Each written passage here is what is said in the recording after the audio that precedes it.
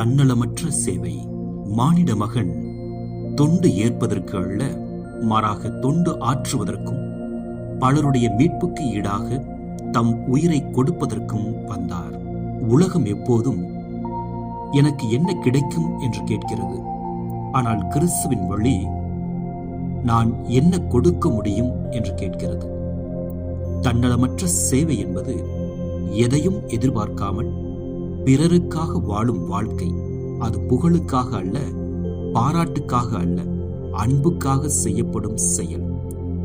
தூய அஸ்ஸி பிரான்சிஸ் தனது வாழ்க்கையில் இதையே வாழ்ந்து காட்டினார். அவர் ஏழைகளுக்கும் நோயாளிகளுக்கும் சேவை செய்தார். அவருக்கு அவர்கள் உதவி பெற வேண்டியவர்கள் மட்டுமல்ல, அவர்களில் கிறிஸ்துவை கண்டார். இன்றைய சிந்தனை: நாம் தன்னலமற்ற சேவை செய்யும் போது நம்முடைய இதயம் விரிவடைகிறது, அன்பு உண்மையாக வளர்கிறது, கடவுளின் சித்தத்தை வாழ ஆரம்பிக்கின்றோம். சிறிய செயல்களும் பெரிய அர்த்தம் கொண்டவை. ஒருவருக்கு உதவுதல், ஒரு நல்ல வார்த்தை சொல்லுதல், ஒருவரின் துன்பத்தில் அருகில் இருப்பது, இவையெல்லாம் தன்னலமற்ற சேவையின் வெளிப்பாடுகள். இன்று நாம் நம்மை பார்த்து கேட்டுக்கொள்வோம்.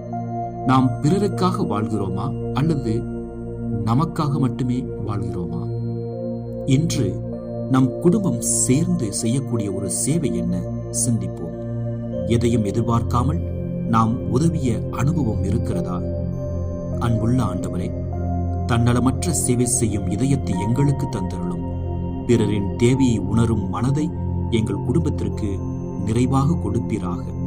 எங்கள் வாழ்க்கை உமது அன்பின் கருவியாக மாற அருள் புரியும். ஆமென்.